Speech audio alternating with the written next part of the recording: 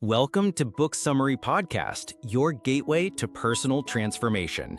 Each episode delivers big ideas from the world's most impactful books on mindset, productivity, and success, all in just a few minutes. Ready to turn knowledge into action? Let's get started. Usually when we talk about a medical diagnosis, there's this expectation of, pure precision. Right, yeah. Like it's engineering or something. Exactly. You break your arm, the x-ray shows that jagged white line, and the doctor just points at it and says, there it is. It's entirely binary, broken or not broken. It's a clean answer. And it's comforting. Yeah. As humans, we desperately want things to be visible and neatly categorized. Oh, absolutely. But then you step into the world of human decision-making, of persuasion and influence, and suddenly that x-ray machine is just completely broken. Right.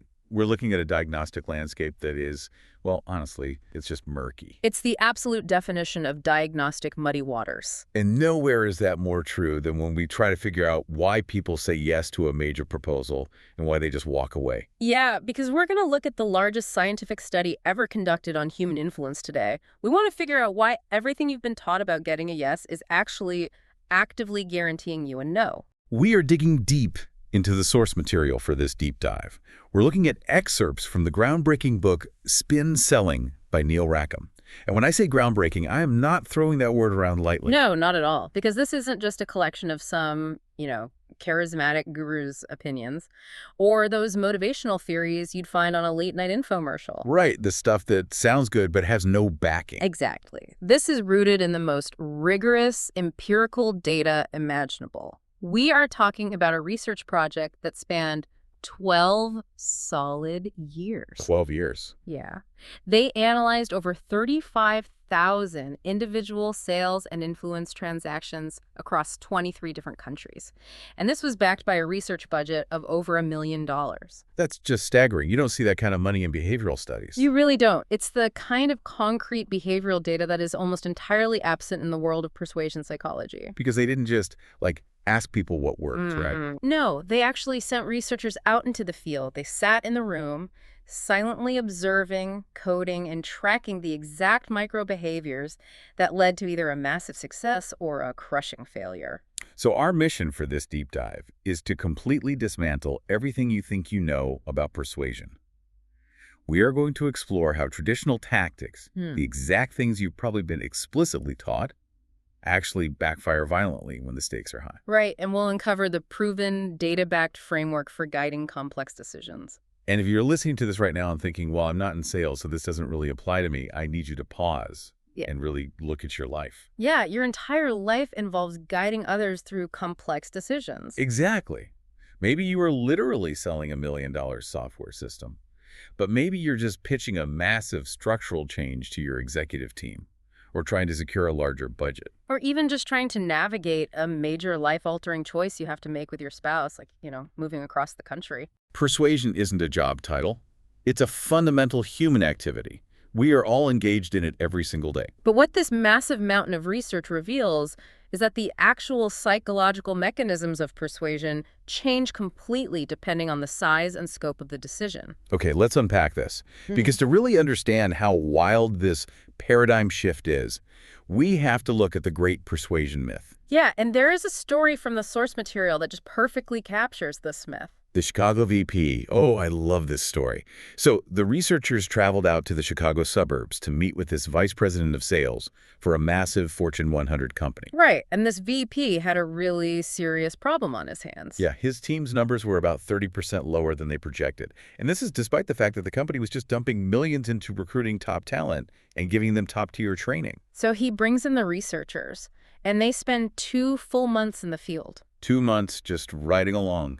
Exactly. They observed 93 separate calls. They rode along with the absolute superstar top performers and the ones who were barely scraping by. And you have to picture the scene when the researchers finally sit down to present their findings. The VP sitting there behind his big mahogany desk, and he already assumes he knows the answer. Oh, he's totally confident. He assumes he knows exactly what his top performers are doing right. Right. He confidently states that his superstars must be incredibly aggressive at closing. He assumes they are absolute masters at handling objections. And that they ask a very high volume of open-ended questions. Which, if you think about it, is a completely logical assumption. Because that is precisely what traditional training has hammered into our collective brains since, like, the 1920s. Yeah, it's the holy trinity of persuasion, right? Ask open questions, crush the objections, and close hard. Always be closing. Always be closing.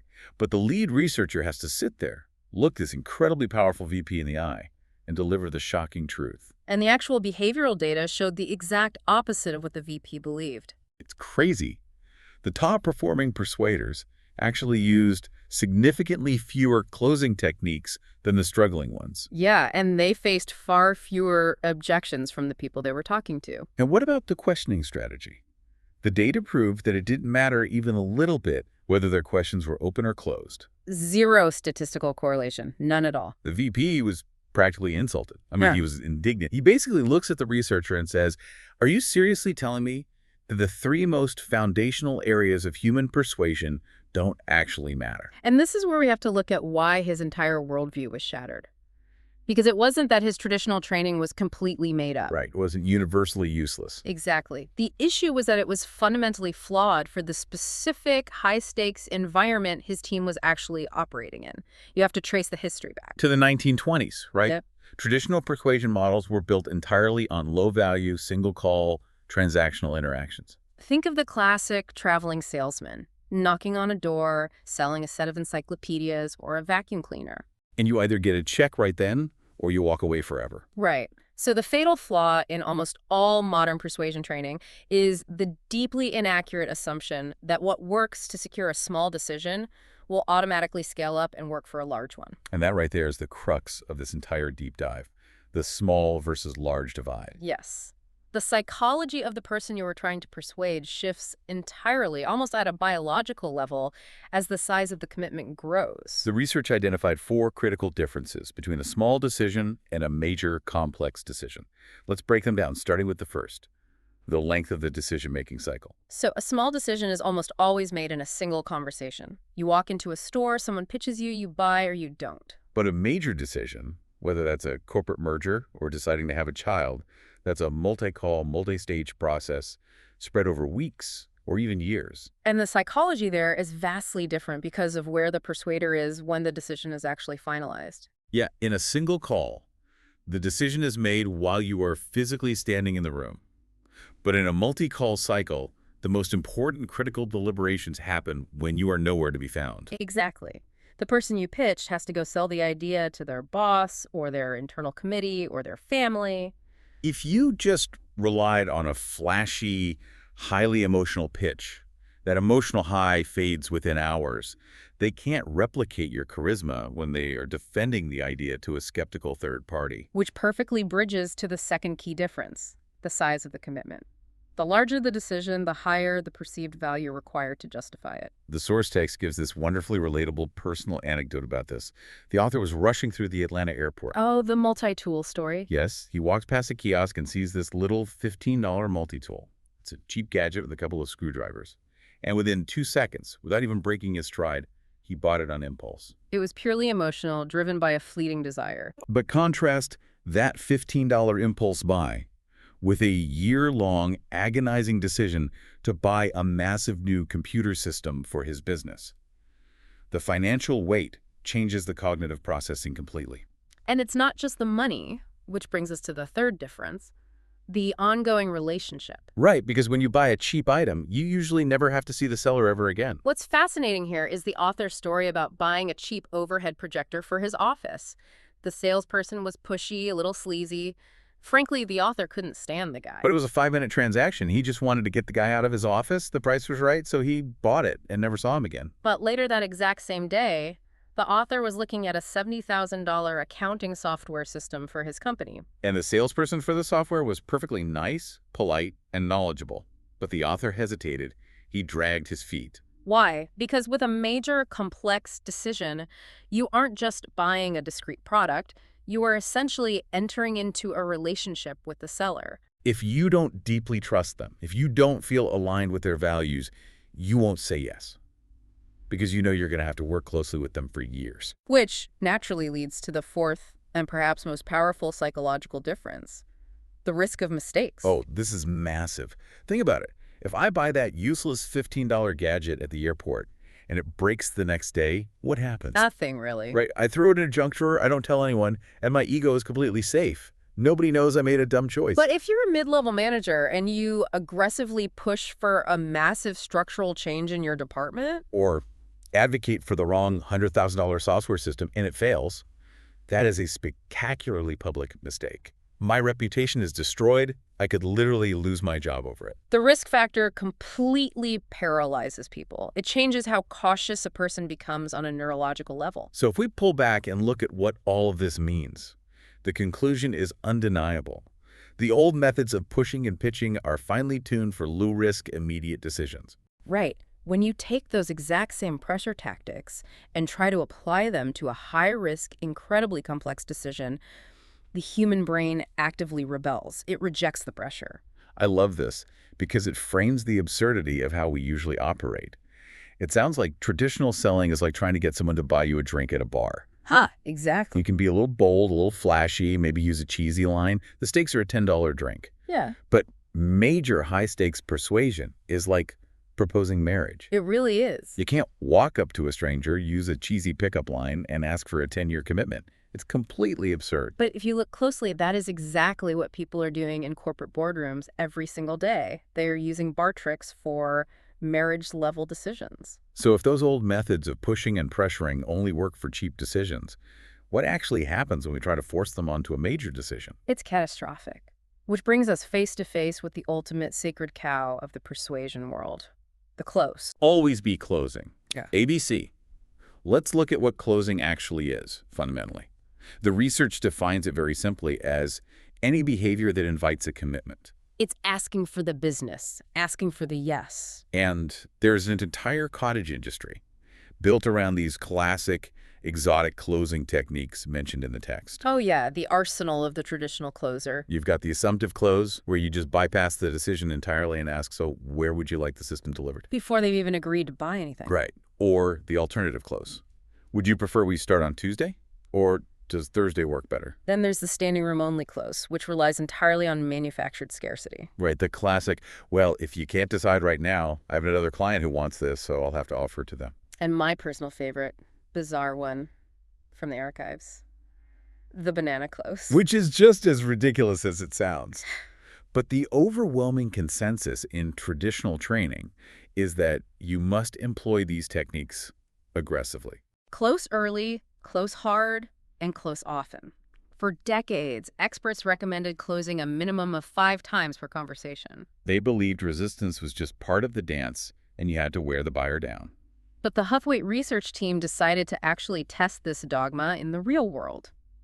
They observed 190 high-stakes calls to see if a high volume of closing techniques were actually more successful. And the results were an absolute bloodbath for traditional training.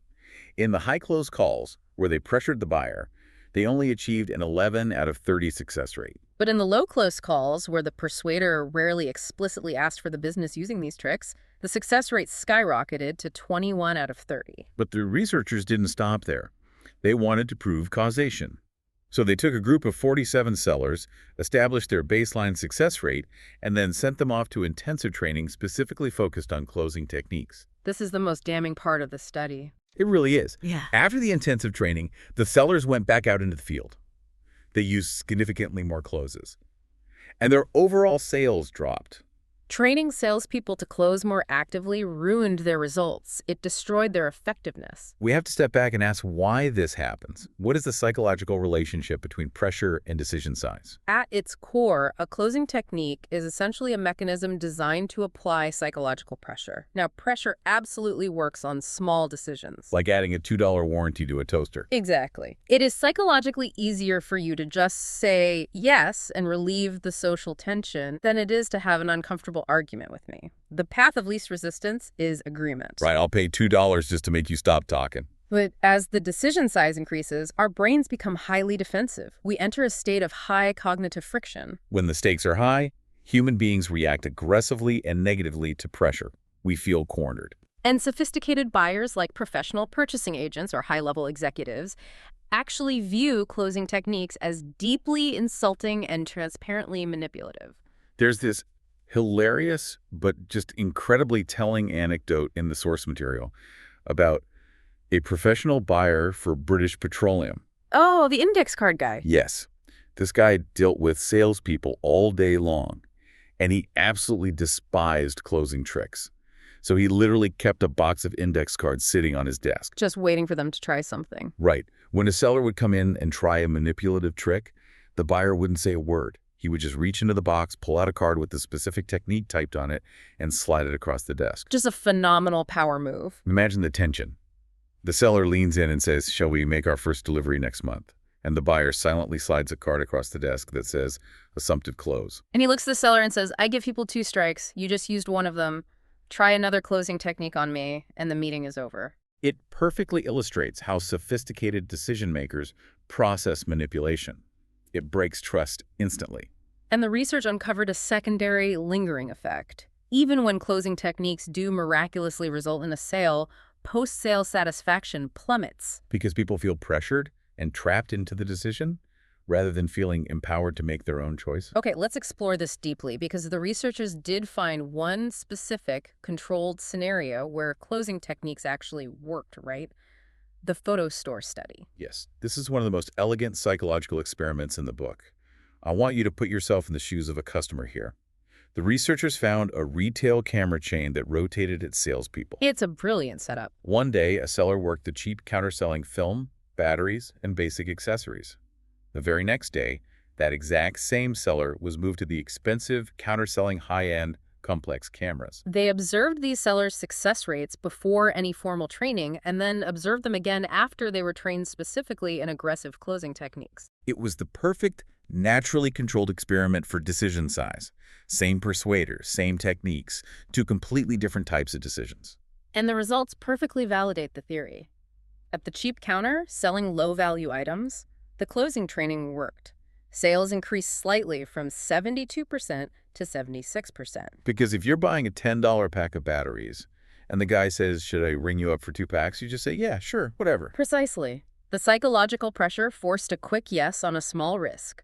But when those same salespeople moved to the expensive counter, the same closing training completely sabotaged them. Their success rate dropped drastically from 42% down to 33%. Think about being that customer.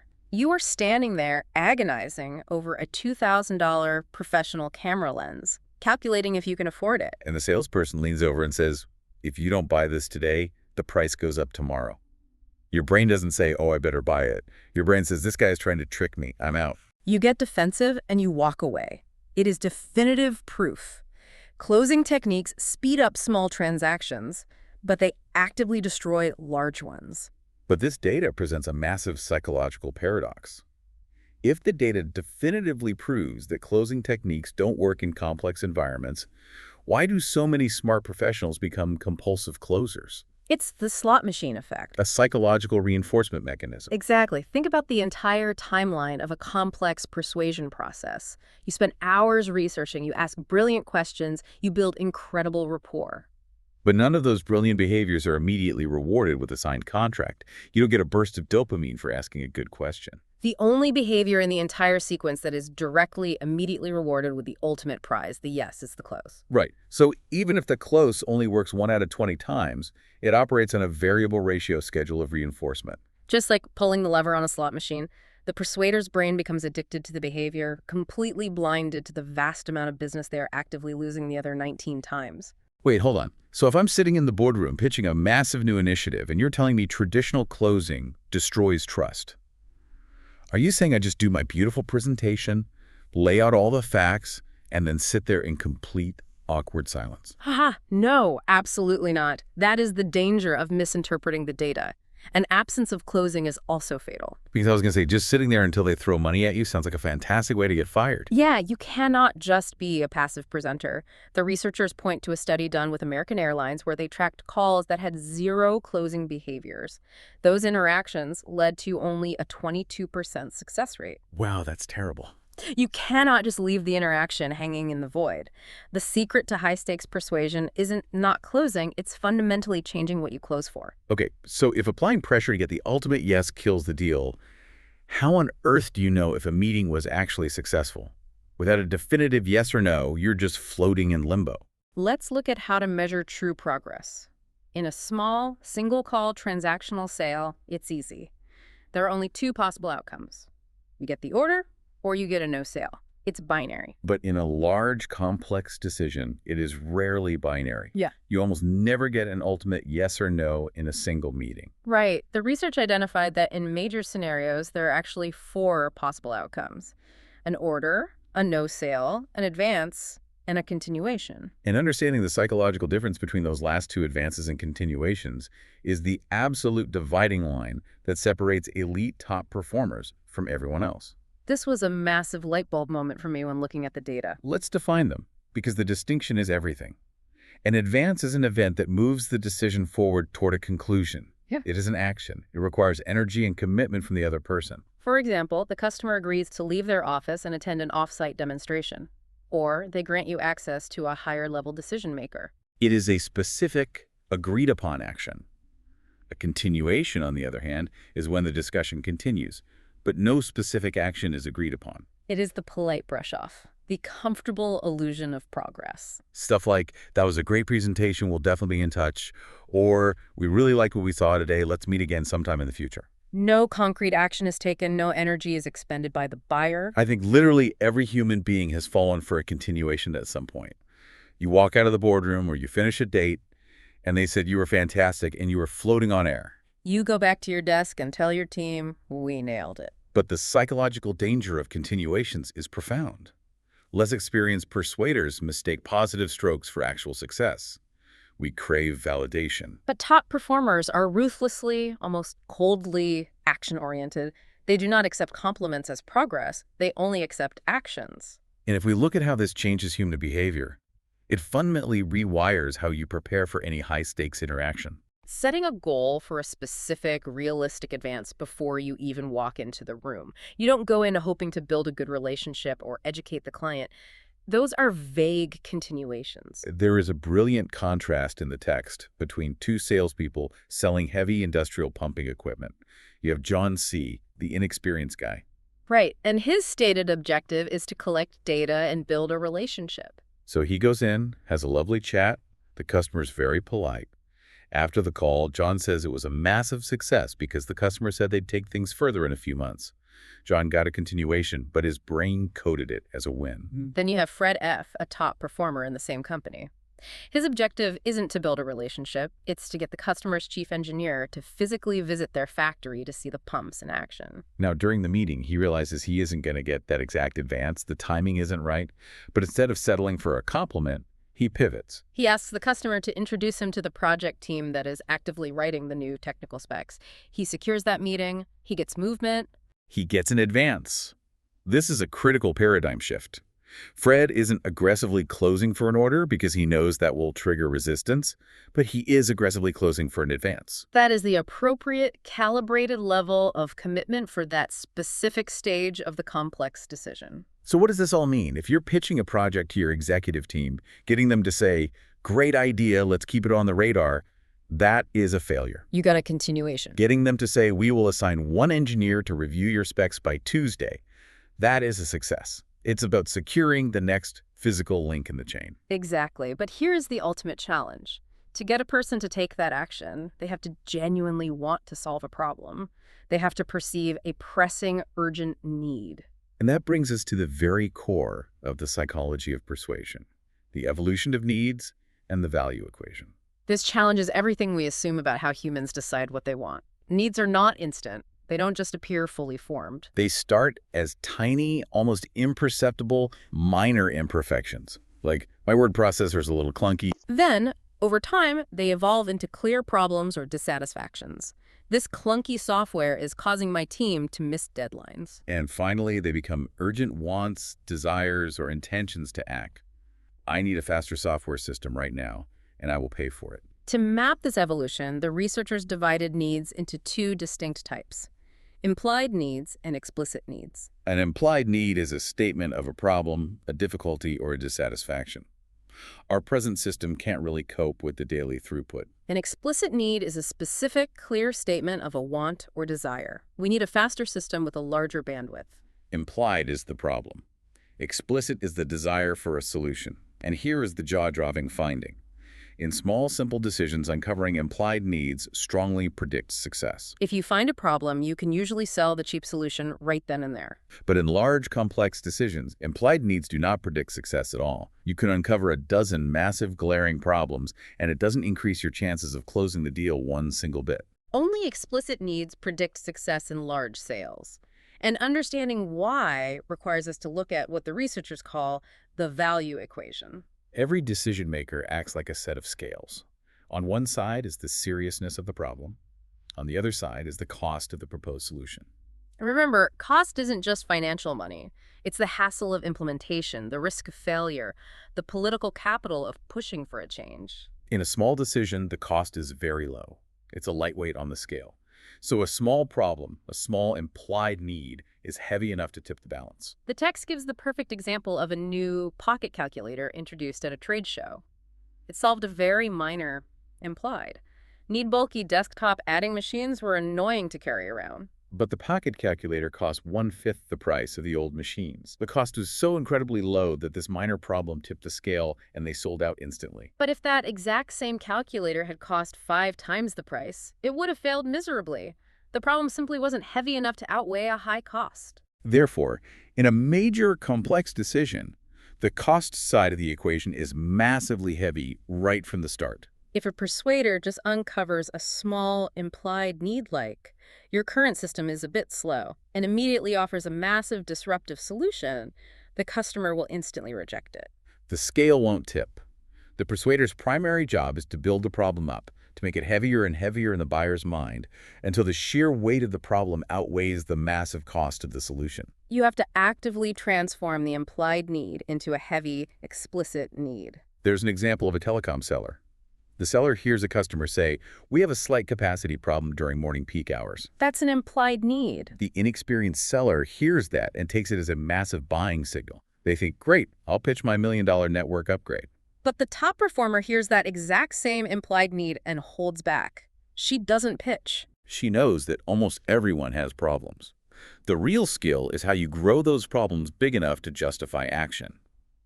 She only listens for explicit needs, like, "I'm going to overhaul our entire network next year," as true buying signals. And think about how counterintuitive this is. Most people hear a customer complain about a problem and immediately shout, "I can fix that." Here's where it gets really interesting. We want to be helpful, but you're saying in a high-stakes scenario, that natural instinct to jump in and solve the problem is actually a trap. It is a fatal trap. The premature solution is the death of complex persuasion. If you jump in with a solution too early, you instantly trigger resistance. To build the problem so it outweighs the cost, you cannot just lecture them and tell them it's a big problem. People reject what they're told. You need a highly specific questioning strategy to guide them to realize the weight of the problem themselves. Enter the SPIN framework. The SPIN strategy, how to safely unlock those explicit needs. SIMPN is an acronym for the 4 types of questions top performers use: situation, problem, implication, and need-payoff. The first step is situation questions. These are the basic questions used to gather background facts. What equipment are you using at present? How many people operate it? They establish context. But the golden rule here is, don't ask too many. They bore the buyer to tears, and they benefit only the seller. Do your homework first. Right. Nobody likes being interrogated with basic fact-finding. Once you have context, you move to the P-problem questions. These are designed to uncover the implied needs. Are you satisfied with your present equipment? Is it difficult to process peak loads? These are essential, but as we established, not enough on their own for large sales. You have to make the problem heavier. Which brings us to the I in this pen, and arguably the most powerful tool in the entire framework. Implication questions. Implication questions take a small, isolated problem and ruthlessly explore its ripple effects and consequences. You say your system is slow. What effect does that have on your daily output? If your output drops, does that create bottlenecks? What do those bottlenecks cost you in weekly overtime pay? If we connect this to the bigger picture, implication questions are the secret weapons of top performers because they speak the language of decision makers. Low-level users care about features. Decision makers deal in systemic consequences. There's this incredibly charming anecdote in the text about an 8-year-old boy. The researchers were arguing over how to properly classify a transcript of questions. And Quincy walks in, looks at the whiteboard, and perfectly categorizes them. He says, implication questions are always sad. And he's totally right. They are sad questions. They make the problem hurt. Let's look at the contortomat machine example to see this in action. The buyer states an implied need. Their current machine is hard to use. They think this is a minor issue. An inexperienced persuader would immediately pitch their new $120,000 machine. And the buyer would laugh them out of the room. Spend that much just to fix a minor annoyance. The scale doesn't tip. But the skilled persuader holds back. They use implication questions. You say it's hard to use. Does that frustration affect employee turnover? The buyer admits people quit because they hate the machine. Okay, what does that turnover mean in actual training costs? The buyer calculates it's roughly $25,000 this year. Does being short-staffed lead to overtime for the remaining workers? Yes.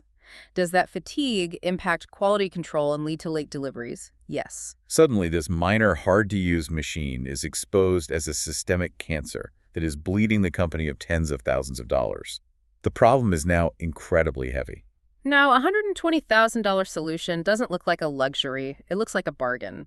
The scale tipped entirely because of the questions asked, not the pitch delivered. And this framework works seamlessly in everyday life, too.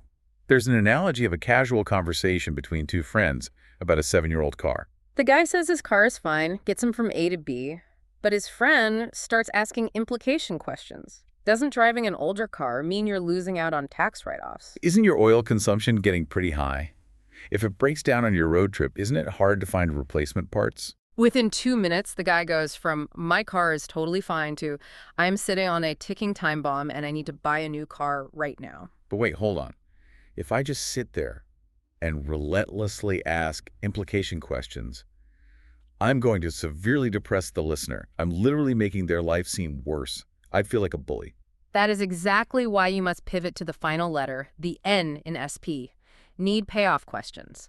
If implication questions are the sad questions that build the problem, need-payoff questions are the happy questions that build the solution. They deliberately shift the focus to the value and the joy of solving the problem. Instead of you telling the customer how your solution will help, you ask them how a solution would help. You ask things like, would it be useful to speed this operation by 10%? You are literally getting the customer to tell you the benefit. Exactly. This creates a deeply positive atmosphere and drastically reduces objections. Nobody argues with their own ideas. If you tell them it will save money, they might doubt you. If they tell you it will save money, it's a concrete fact in their mind. Crucially, need-payoff questions rehearse the customer. In large decisions, the customer has to sell your idea internally when you aren't in the room. If they explain the benefits to you, they are practicing how to pitch it to their boss. So once the sentence sequence has generated an explicit need, and the customer says, I want a solution to this, it is finally time to present what you have to offer. But even here, there is a massive trap waiting. Demonstrating capability and the features, advantages, and benefits trap. The FAB trap. There are 3 ways to describe your capability. First, features. These are raw facts and data. This software has 512K buffer storage. Features have a neutral impact in small sales, but they actively increase price sensitivity in large decisions. Let's use the watch advertisement analogy. Think of an ad for a cheap $15 digital watch. It lists a dozen features: stopwatch, alarm, built-in calculator, water resistant. Listing massive amounts of features makes you feel like you're getting a bargain for $15. But now imagine an ad for a $15,000 luxury watch. You will never, ever see a list of technical features. Because listing features on a highly expensive item makes people question the high price. They start comparing your features to cheaper alternatives. The second way to describe a capability is an advantage or a type A benefit. This shows how a product can be used to help. This buffer storage means it processes data faster. Advantages are great for small sales, but they run out of steam in large sales. And the shock of the research is that what most training programs call a benefit is actually just an advantage. You cannot offer a true benefit unless the customer has already explicitly stated they want it. Which brings us to true benefits, or Type B benefits. A benefit shows how a product meets an explicit need expressed by the customer. The customer says, I explicitly need a system that processes in under 2 seconds. You say, our system processes in 1 second, which exactly meets your need. That is a benefit. The bells and whistles disaster is a perfect illustration of how easily we fall into the FAB trap. When launching a new product, salespeople abandon their questioning skills and do a massive feature dump. Sales plummet because they are totally focused on the product, not the customer's actual needs. The story of the U.S. multinational company recruiting top salespeople from a cheaper Japanese competitor perfectly shows this. The new recruits failed miserably because they sold using features, Which worked for cheap products but drove massive price objections for premium products. To stop feature dumping, a medical equipment company did an experiment. Management refused to even let a test group of salespeople see the new machine. They only taught them the problems it solved. That blind test group outsold the rest of the company by 54%. This is like a doctor prescribing medication before they even examine you. If you walk in and they immediately say, "Take this pill, it cures headaches," you'd run away. You want them to ask where it hurts first. Giving features and advantages too early doesn't just bore the customer. It actively creates the most dreaded scenario in persuasion: objections. Objection prevention versus objection handling. Traditional training teaches that objections are sales opportunities in disguise and that you should welcome them. And the data proves this is a lie. The more objections you get, the less likely you are to succeed. Objections are most often created by the seller. By offering advantages before building explicit needs. Objection handling treats the symptom, while objection prevention treats the cause. The author shares a story from his childhood in Borneo. There was a typhoid epidemic. The author and his friend ate massive amounts of ice cream to keep their body temperature cool. They were treating the symptom, the fever, while ignoring the cause, the bacteria in the ice cream. Teaching someone objection handling scripts without fixing their probing skills is exactly the same error. The word processor salesperson is a great example. The buyer says retyping is an annoyance. The seller immediately offers an advantage. Our word processors eliminate retyping. And the buyer instantly objects. I'm not paying 15 grand to fix a few typos. Every advantage creates a new objection because the core value hasn't been built up. A study in the Southern U.S. high-tech division proved this. They took salespeople who got the most objections and taught them spin questions to build value without teaching any objection handling techniques. And their total number of objections dropped by 55%. They cured the disease. So how do you know if you are creating your own objections? The expert gives 2 red flags. 1, getting objections early in the conversation. That means you're offering solutions too soon. And 2, getting objections about value or price. That means you haven't built the need large enough to outweigh the hassle. Let's summarize this massive paradigm shift. In complex decisions, pressure backfires. Stop closing for the sake of closing. Aim for advances. Stop offering solutions to implied needs. Use the SPEN framework to build explicit needs. Stop feature dumping and prevent objections by treating the cause, not the symptom. This applies to getting buy-in for a new department strategy, securing budget, or negotiating a major life change. It's a fundamental rewiring of how we influence others. It requires deep empathetic listening and a disciplined focus on the other person's reality. I want to leave you with a final thought to mull over. We spent this whole time talking about using Sambinin to guide others through complex decisions. But what about the decisions you make for yourself? Oh, that's interesting. Think about the last time you were stuck on a major life choice like taking a new job or moving to a new city. Did you just list the features of the new job and get overwhelmed by price and hassle objections in your own mind? We often do that to ourselves, yeah. What if you audited your own life using Sambinin? What if you asked yourself the hard, sad implication questions about staying in your current situation, and then forced yourself to answer the happy need-payoff questions about making a change? Sometimes we're our own most resistant buyers. Exactly. Maybe the hardest person to persuade isn't your boss or your client. Maybe it's you. Thank you for joining us on this deep dive. We'll see you next time.